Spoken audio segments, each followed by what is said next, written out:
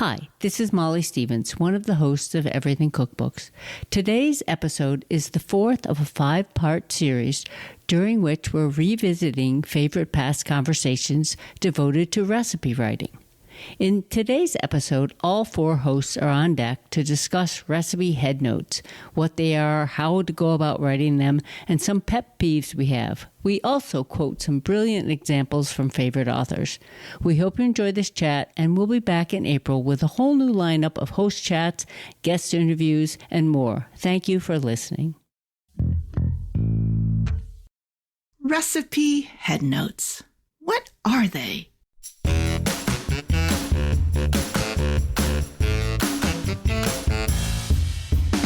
Welcome to Everything Cookbooks, the podcast for writers, readers, and cooks. This is Andrea and Wynn, and today my 3 co-hosts, Molly Stevens, Kate Leahy, Kristin Donnelly, and I are talking headnotes.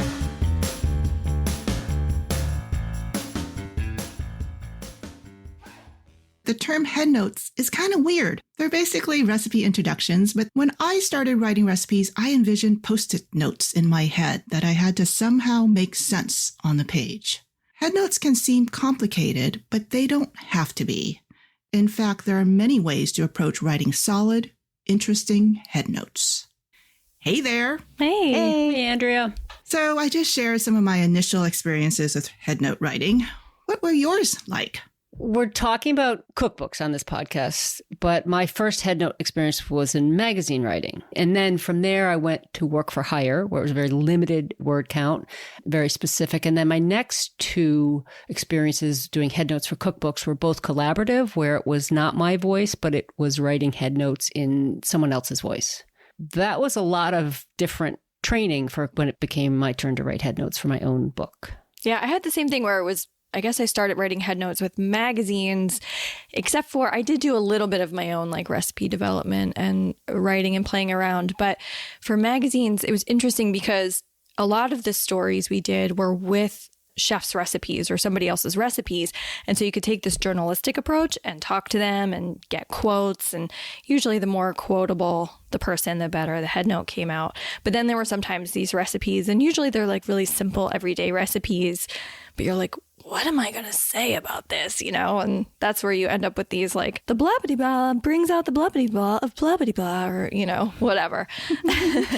Serve it with some crusty bread. Yeah, exactly. Serve it with crusty bread. As, you know, a side salad. We'll finish this meal. Yeah, I think what's hard for me to remember my first experience writing headnotes is that it was my first experience writing any kind of recipe. So I was new to the ingredient list. I was new to the method. I was new to the headnotes. And so I think I didn't really think of the headnotes as specifically as I do now. Now they're so crucial, but I think then I was just trying to get through. And what I did, and I think this is, you know, Molly and Kristin, I'm echoing you a little bit, is that my first book was writing in somebody else's voice. So I basically was interviewing that chef all the time on the phone, talking about this recipe. What about this idea? And then I would also rely on my own experience within that restaurant to kind of pull out some ideas. So I feel like I just muddled through the first draft and then fixed it on the second draft. But I didn't really think of headnotes and their place until probably much later in my writing career. It's a funny term, too. I've spoken to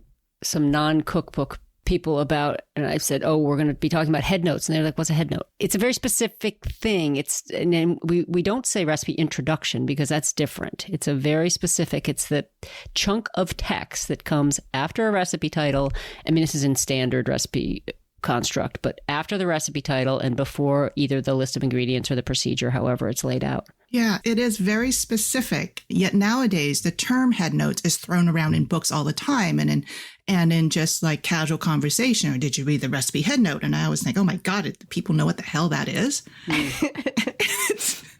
But yet we've all had practice on many different levels. I feel like it's almost like this, funnel effect in terms of how we learn to write effective headnotes. So we're going to dive in today to talk about headnotes and what they are, what purpose they serve, their different formats. So to kind of like warm up for our conversation today, I opened up one of my favorite books, Edna Lewis's The Taste of Country Cooking. I just randomly opened up a page to a recipe. There was a headnote. I'm just going to read it to you guys because it was just, total coincidence. This is what Edna Lewis wrote for a recipe, summer apple pie. The apple pie that I remember was made from fresh homemade applesauce, sweetened to taste and flavored generously with freshly grated nutmeg. The seasoned applesauce was spooned into a pastry-lined pie plate and covered with a top crust. When baked and completely cool, the pies were removed from each pan and stacked one upon the other. When the pie was sliced, you were served a wedge with 3 layers. 69 words. She covers so much. Yeah. And you know what's so interesting to me about that? It's so much passive voice, which is like a writing no-no to say like, this was spooned, this was served. And yet it's so evocative and beautiful. Yeah. And so few adjectives in there. It's just straight up fact. It's a beautiful story, right? Mm-hmm. And you can taste it. You can kind of think of those flavors in your head and think, I know what she's aiming this recipe to convey in flavor too. And that texture you get by stacking the pies, they because they're stacked as they cool, so you get this dense texture of the applesauce that's been cooked and, compressed as it cools. It is so evocative, and it's economical in terms of the words that Edna Lewis chose for that. And you think that you know everything there is about apple pie until you read this head note. And then you're like, hey, I want to know more about that recipe. Do you guys have other fun examples of head notes that you guys like? I have a couple. Paula Wolfert, I also did the same thing where I just opened to a page and the beginning of the head note made me laugh aloud because it's just a very specific scenario. So it says, if you've seen octopus drawing on clotheslines in Greece, Spain, and Tunisia and wondered what they do with it, here's a recipe. And to be honest, I forgot to write down what the recipe is, but I was like, did she intend to be funny? That's totally her voice. I can hear her saying just that. I loved it. Yeah, it does so many things. It's one, it's funny. There's an image of these, and anybody who's ever traveled has seen that. But she's also telling you that she has traveled to these places and seen this, and it's a regular occurrence. And so I think one of the ones that I came up with was a Marcella Hazan. And again, same thing, just opened it up. And this is for her smothered onion sauce. The sweet pungency of onion is the whole story of this sauce. To draw out its character, the onion is first stewed very slowly for almost an hour. It goes on a little bit. She ends with, if you have no problem using lard, it will considerably enrich the sauce. You may, however, use butter as a substitute. And there's such deep experience there. And this is why I brought it up after the Paula Wolfert. It's just, it's just such a voice of authority without being authoritative. With those examples, you guys, when you think of head notes, when you're writing a head note, do you break them down into different kinds of head notes as you're like going in to draft that head note? You're like, I want to hit this point. I want to hit that point. Functionally, what kind of head notes do you think of when you're putting one together? I mean, my favorite is to read and to write are the ones that can start with a story. It doesn't always have to be like a nostalgic story. It could be a story of what happened during the development process. I don't always do that, though, because there's not always a great story. Unfortunately, like I could make one up, but for me, I'm like, if I have a story, I want to tell the story. What about you, Kate? It definitely depends on the recipe, but I think you want variety in your head notes. So if you've done a chapter and you read all your head notes and they all start with a very evocative story, it almost slows down the book and makes it feel like if every single recipe starts with octopus drying on a clothesline, it's going to be a tough, it's just tougher for people to dive in and really want to cook from it. You want to have that evocative story, but then maybe it's followed with a story that's a nuts and bolts story about like how to actually achieve this flavor, why you would want to do it. And then you'd have maybe another head note that can talk about something that isn't so wonderful, but how you had to overcome this, something to make this recipe great. So you can balance out your head notes, and that can come later in the second draft or a third draft. But I think that the best way to start with recipes is just the bullet points of what you really want to convey. And then you can go back and look and say, are all of these evocative stories, or are all of these too much like how-tos? Because those are important too, but you want to season those through the book. So I think looking at it from a balance perspective and making sure that the length is also varied. So I think there's a lot of ways to look at it. But the first thing, like what Kristin says, like you want to do what comes to your mind. And if it's that story might be the lead. But they don't all need those stories. Early when we first started talking about cookbooks, like Why are you writing a cookbook? Why should this book exist? What's the reason for the book? For me, a headnote is an opportunity for you to answer that question for yourself. Why is this recipe in the book? That, to me, is where the headnote starts. And it might be it's there to solve a problem. And the problem might be, it's the chapter on beans and you want a quick bean recipe, or it might just serve a purpose. It might be a very personal story, but what is the reason you chose to put that recipe in your book? And that's, for me, the purpose of a headnote. It's also, and Andrea, you talk about this a lot, it's the hook. We could talk about recipe titles at another, and I think we should, because those are also very difficult and can be very closely tied to headnotes. So Molly, now I've been thinking single subject books. So you and I have written single subject, and Kristin just came out with a rice book. And you too, Kate, you wrote like a wine book. So we've got wine, rice, braising, roasting, dumplings, pho, banh mi, tofu. Okay, so here's the thing. Say you're writing like a single subject book. How are you going to make those headnotes about one subject so exciting to people so that there is that hook, right? Yeah. That's kind of tricky, rather than here's a dessert chapter, here's, it's not a survey thing. It's like one subject. How do you do that? What'd you do in rice? In your new rice book, Kristin? Wish I had it in front of me so I could really page through it. I did the book with Lotus Foods, and they work with farm cooperatives all over the world. So some of the recipes either came from the farm cooperatives or they sent me things that they cook, and I developed a recipe around it. So of course with that, there's story, which is great. But there's also, I guess I thought of some situations, like you want to make this when you're in the mood for X, like a lot of vegetables. Yeah, it's funny with that book, because that book was so much about the variety of rice there are in the world and all the ways you can use it. Even though it was single subject, I never felt stymied by another headnote about rice, Okay, that is something about single subject books. The same thing, I did a potato cookbook, and people so often said, oh my God, like it's over 300 recipes with potatoes. Yeah, this is only 65. Oh my God. So. And, wow. I know. But people would, most often comment, oh God, how did, especially people who make cookbooks, didn't you get tired of the potatoes? And the thing I think you discover when you do a deep dive, and this is off topic of headnotes, but headnotes can serve this, is that rice, potatoes, these staple foods, these foods, once you go deep, there's no end of the variety of what you can do. And that there's so much joy and beauty and discovery in that you're suddenly like, no, the only reason if you're bored with rice, it's because you haven't learned enough cool things to do with it, or, you're not paying attention to it. Yeah. How about for you, Andrea? I mean, you've done so many single subject books. Did that feel challenging for you when you approached your headnotes? Yeah. Another banh mi filling. What do I do now? Another pickle. Oh, another pho. How do you make it phenomenal, right? So when I curate my recipe list, there's a reason for every single recipe. And there's a reason why I love every single recipe. And I think when people say, oh, well, which recipe do you like the most in the book? I was like, I really love them all. And I am not joking. So when I fall in love with something or some concept, I'm like, I'm going to sell, because I really want you to also fall in love with this dish and to also make it. So there is always that hook, as Molly mentioned earlier.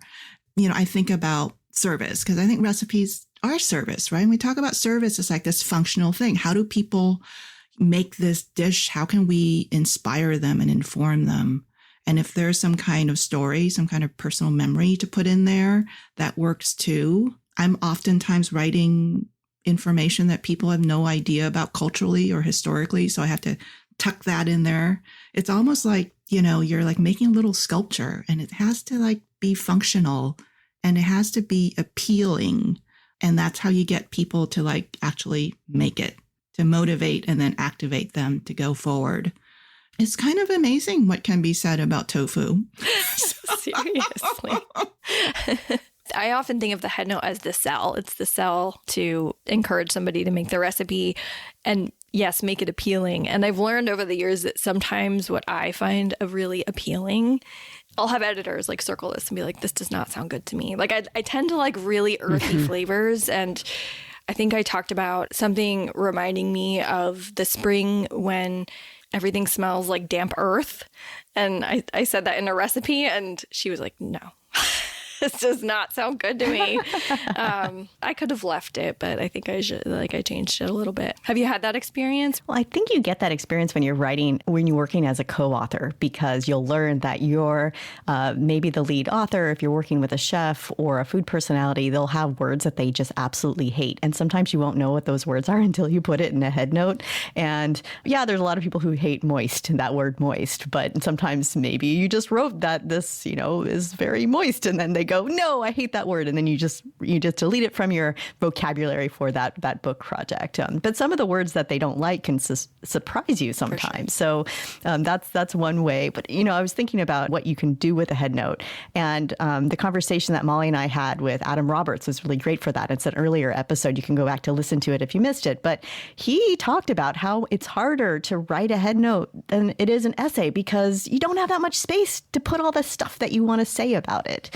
How he crafted head notes for his Give My Swiss Chards to Broadway cookbook. It was really a collaboration between Broadway trivia and his author, Gideon Glick, and putting in really specific recipe-focused things. I mean, the headnotes are a delight to read, and you really get both authors' personality through. So that's another thing about headnotes. It's not only getting people to want to cook that recipe, but also getting to share a little bit of insight in your own personality, with also keeping the parameters that you don't want to go too long. Like, you want people to get to the recipe. You don't want to take up 3 pages talking about your grandmother's pot roast. And then they're like, I've been reading so much, I didn't even get to the pot roast recipe. So that's that balance act. I think that that's really great when you're writing something that is incredibly familiar to people.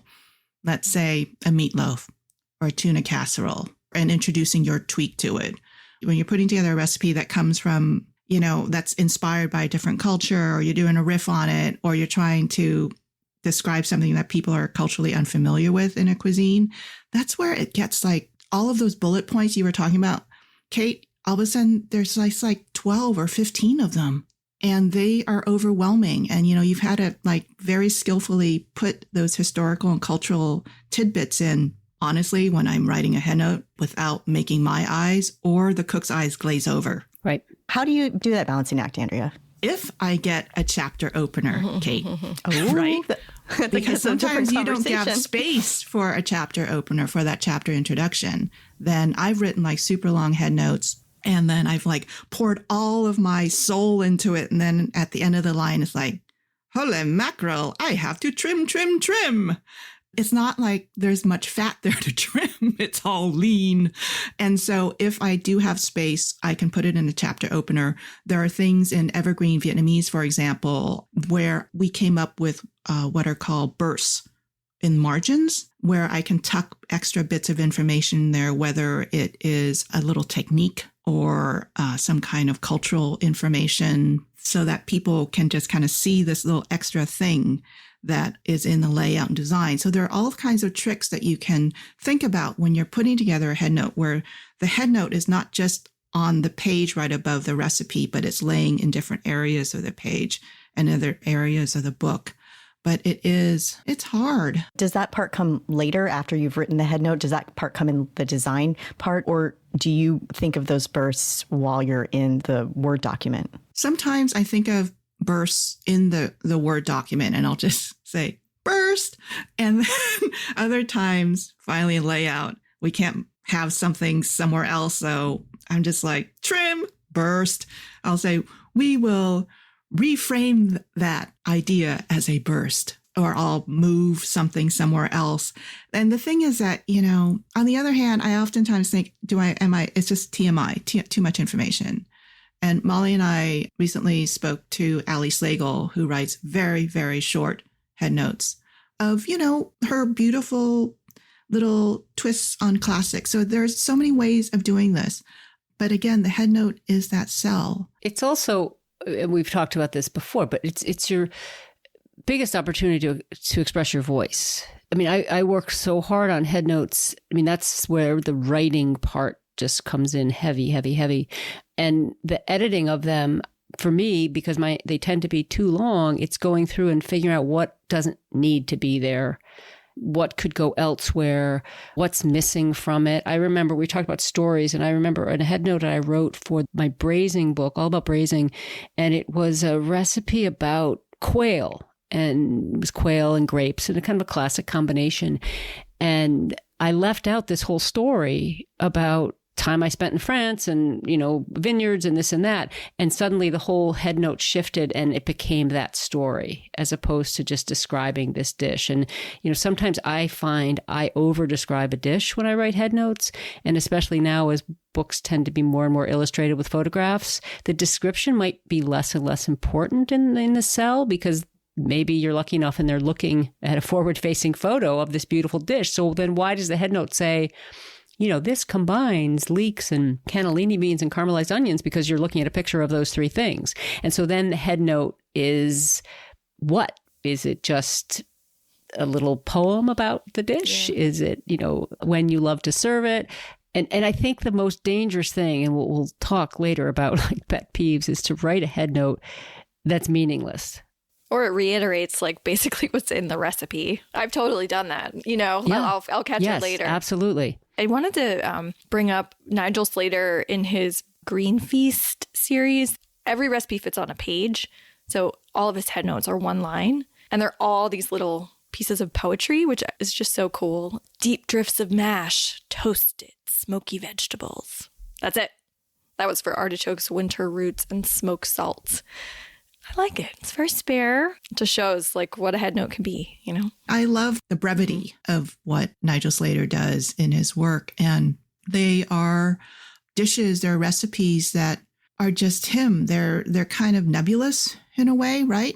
There isn't like a particular culture, cuisine that he's like trying to, that level of authenticity is not what he's going after. The authenticity is his personal experience in his kitchen. Exactly. Yep. And people understand that because of his brand and because of his voice.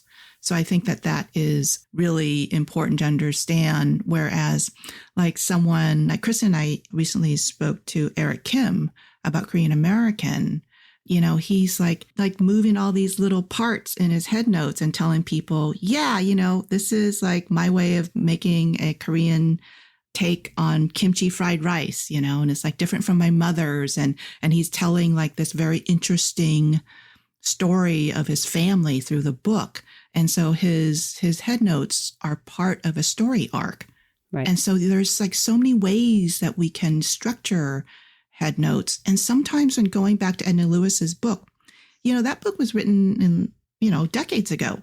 Not all of her recipes have head notes. Do you guys ever dream of writing a book with some head notes, but not always a head note in every recipe? I think it makes so much sense to think about head notes because what happens is that these books then end up, even if you look on a line level, they're not cookie cutter books. They look from the outside as cookie cutter books because you have the recipe name and then underneath it, it's a head note that runs, 200 to 300 words or so. And then there's the ingredients and then the instructions. And if you just page through a lot of books, they sometimes all start looking the same. So what gets you to look deeper? Maybe it's that variety where you have a big head note and then you have like 3 small recipes underneath that don't need individual head notes because they're all part of a theme. And that goes back to how books probably were made before when it was common to not have any head notes. So maybe Edna Lewis was breaking ground by having those evocative head notes in her book. Well, I think back to James Beard's books, and there's head notes sometimes and sometimes there aren't. And the head notes are often indistinguishable from the method. I actually just pulled out Silver Palette recently to see what they were doing. And it's the same thing that some recipes have head notes and some do not. And it's, chicken with lemon and herbs. No head note, no photo, just there's a recipe for chicken with lemon and herbs because pretty self-explanatory what it is. It's interesting. And I think you're right. We get to a point now where we expect this sort of cookie cutter. It is true with something like chicken with lemon and herbs because I could see writing that head note and it being that balloon of nothing that Molly talked about, But there's tons of sidebars in that book too. So, and I think of something that you were talking about, Andrea, the appeal of these incredibly concise, almost poetic, the Nigel Slater, Ali Slagle style, because they're similar and she admitted that she is influenced by him. But if I open an Andrea Nguyen book, I am looking for instruction. I expect this voice of the teacher to teach me as I cook. I'm not saying, that's a mold that can't be broken, but that is a promise often of those books. And I think that I write the same way. It depends on the promise of the book, right? Doesn't it? Right. And what the voice is. I think we're going to see more and more playing around with headnotes. I was thinking about the small victories that Julia Turshen did. And that title of the book, in each headnote, she mentions this is the small victory that's in this. And it's an incredible construct to carry through a whole book, but it's just a clever use of re-dreaming up what a headnote can and should be, I think. How do you approach, in general, writing a headnote? When I was working on my book Wine Style, I made the recipe list because I had to have enough recipes for every sort of wine style. So if I had a rosé chapter, I wanted recipes that worked well with rosé. And so I knew every headnote had to explain why that recipe was in the rosé chapter and not in the picnic red wine chapter. And I could mention that it can go with these other wines, but the key was the why it's in this chapter. So it's not like you can write a headnote saying, this recipe is in this chapter because. You have to be a little bit more evocative. You want to give your reader the benefit of the doubt that they're smart. They don't need you to over-explain things, but that was the tricky part, was finding that balance of making sure I was packing the wine information in there and packing in the information on how to make this dish and have the recipe fit on the same page. And, there were certain things that got cut. I wanted to have a little thing about how you could make your own pickled ginger, and that just didn't fit. There was too much I was trying to pack into that simple recipe, so it got cut. So because that book was a single subject, every recipe had to pair with wine, it did give me the direction for headnotes, and a recipe that didn't fit, I wouldn't write a headnote for it because it wouldn't be in that chapter, it wouldn't be in the book. So in a way, the story in the headnote was key to justify that recipe. When you're working on a book, how does the design of a book inform your headnotes? In my experience so far, it's usually the design is done around the manuscript. But yes, there might be overage. There might be text that goes over what they allotted. And that's when you trim or create these bursts. I end up putting a lot of things in the margin. Like it'll be like a little note in the margin, and it tends to be like a substitution information or a little bit more explanation about a certain ingredient in the recipe. I don't think I've worked on a book where it was designed first. This was an instance with my last book, All About Dinner, that after design, we then went back and a lot of the headnotes talked about what you might serve this with. Since it was a dinner book, it was talking about meal creation. There was also a lot of, if you want to get ahead, which is, something that that's the kind of information that might be in a headnote to make it helpful. So after design, there was so much of that we came up with pulling that out and saying, make a head note. So that came out of all the headnotes. No headnotes would say what to do to make a head. And then there was this little note where it applied, or so there were these kind of sidebars that were created out of it. And then the other piece that we talked about a little bit, but the attribution is something that I often think about, like, where did this recipe come from? Why this? Obviously, I didn't come up with it out of thin air. So what's the experience either in my life, in my history, in our shared history? It's a riff on a Marcel Hazan that I've been making for years. That I think headnotes are a really important place to recognize our sources. Yeah. And then there's, sometimes you totally need that attribute, and sometimes you have to realize that maybe you don't. Yeah. Correct. I feel like I'm not good at that. I don't know.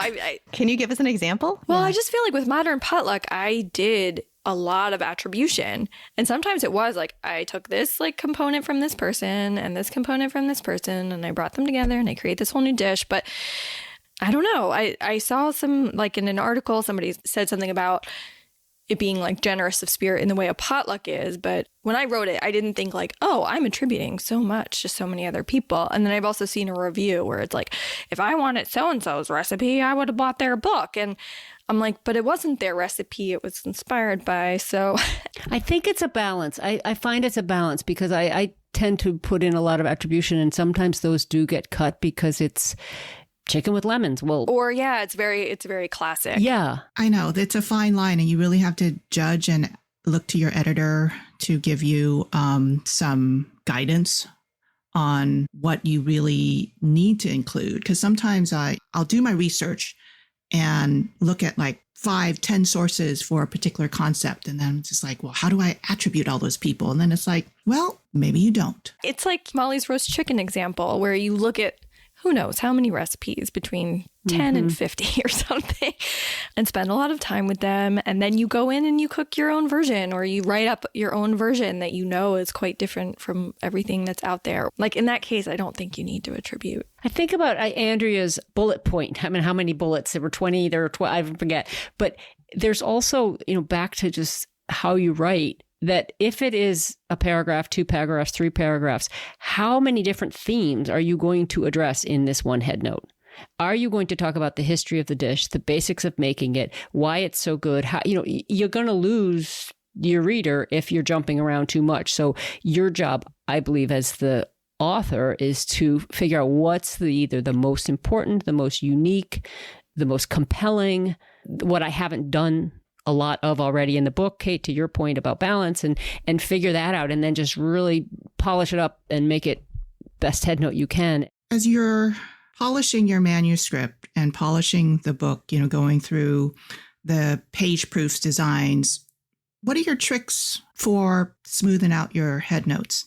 Well, I think it goes back to what I was saying earlier about just finding that balance, that it's even as simple as looking at your chapter as a whole and seeing how you start each paragraph. If you say, this is a dish you should make for this is a dish you should make for that, you got to change that. You got to edit that. So you look for repetition, and not just repetition in that one head note for words you reuse, because I'm very guilty of reusing the same word and not noticing it the first time around. So flag words that you're using too much, but then also look at the whole chapter and look at the whole book. And, if you do a Word doc, just do a search for that word and it'll flag the number of times that you say, I don't know, nebulous. Maybe that's you can use nebulous once or maybe twice, and that's it. So if you're using it a lot, that might be one that you would edit out. I remember picking up a book and people said, oh, this book is so great. And I looked at the head notes and I said, wow, every single head note starts with this is. That means the person didn't put any time into their head notes. And I automatically think they didn't put time in their head notes.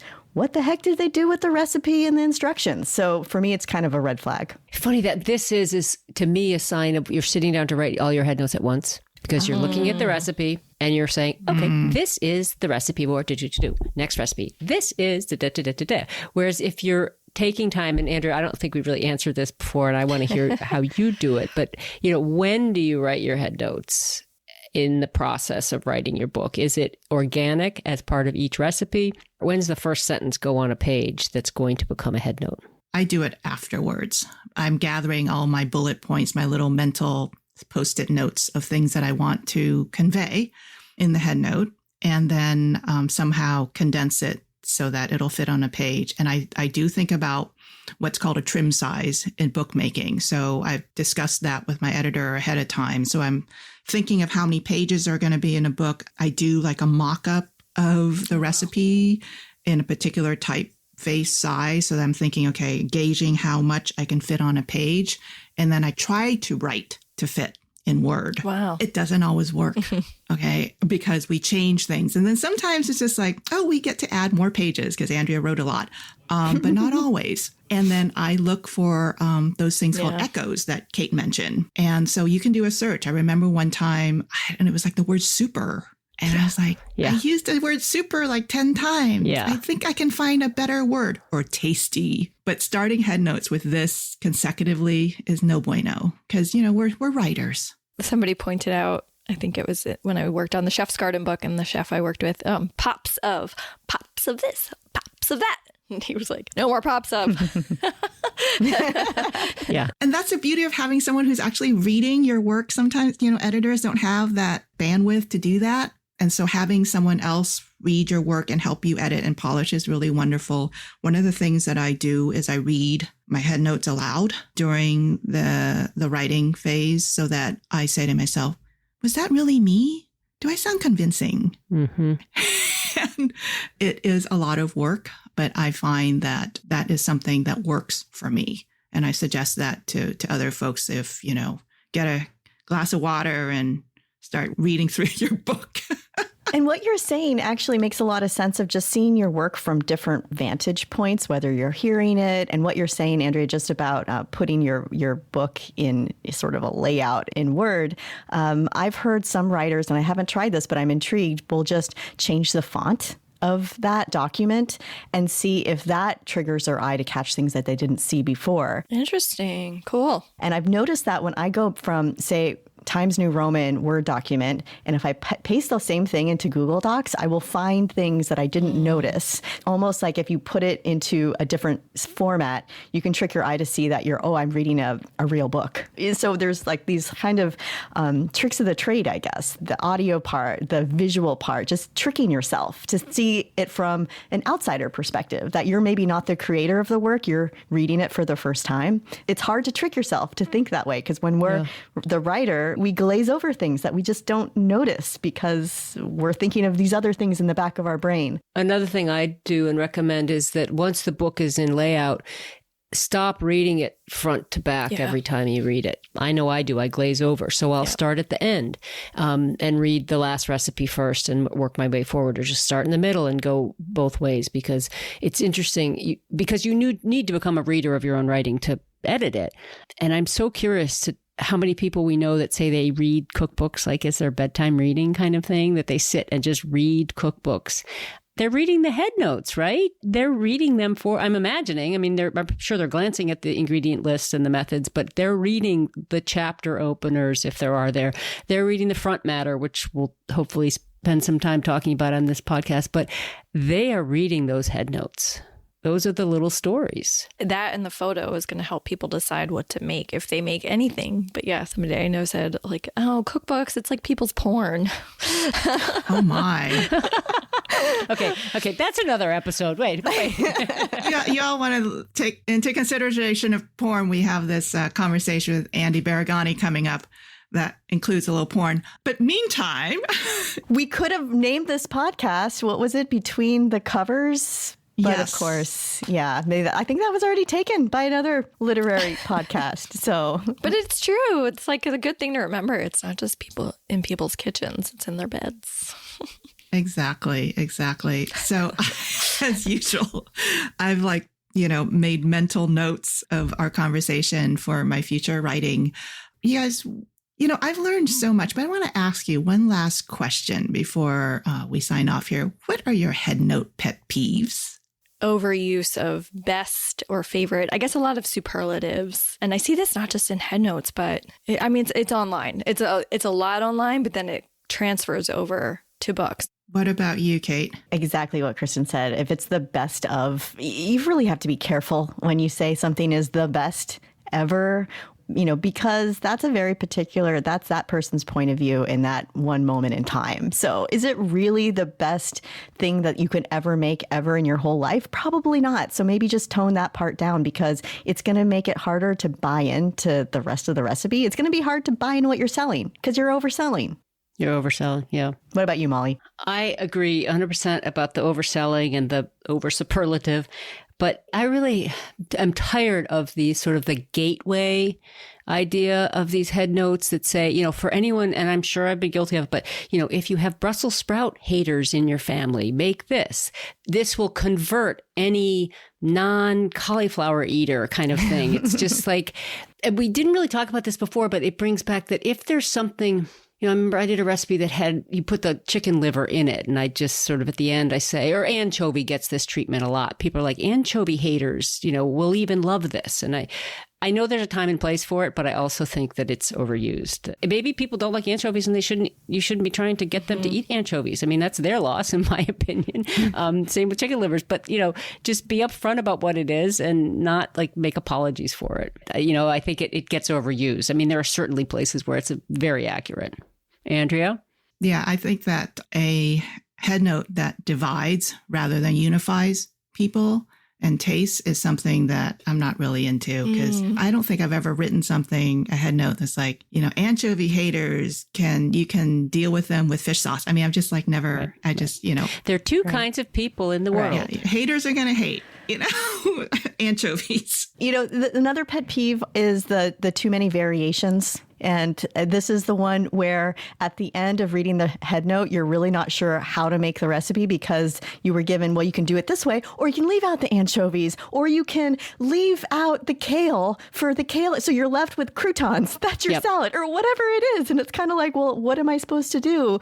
Because you've given me too many options. I had an editor call me on that. She said, you're the authority. They're coming to you to know how to make it. If you want to offer one or two or whatever, however many, variations, I tend to put them at the end. But the same thing, if you put all that in there, why are we even following your recipe, Although I will say on the internet, I think it can be different. You're dealing with people who are like, I don't like this. Can I use this? What can I use instead of this? And I don't know. I've started playing around a little bit more with internet recipes. And so at the bottom, I will offer variations for almost every ingredient. But I don't think I would do that in a book. Or at the end, or in a burst. Yeah, because I've seen that in your newsletter, Mission Dinner. I think that that's extremely useful because nowadays, especially during the pandemic, there's a lot of substitutions. But that also puts a much weightier task upon the recipe developer's shoulders to cover all bases. Yeah, I mean, those recipes are often so simple that it's from experience. Like I'm not always testing each variation on that recipe, but I've done versions of it before.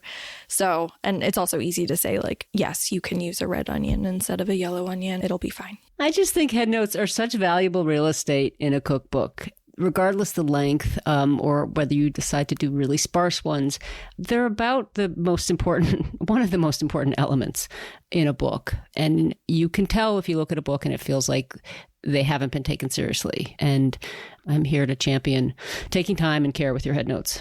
Most definitely, Molly. You can't phone in a headnote, y'all. You got to work on them, polish them. That's the fun part. Thanks so much, everyone. Thanks, Andrea. It's a great conversation. Thank you so much for listening to Everything Cookbooks. If you've got a question you'd like us to answer or got a comment, please send us a note through our website, everythingcookbooks.com, or ping us on Instagram at everythingcookbooks. Thanks to our incredible editor, Abby Circatella. If you've got a minute to spare, leave a review for the show on Apple Podcasts or wherever you listen. Thanks for joining us, and until next time, keep on writing, reading, and cooking.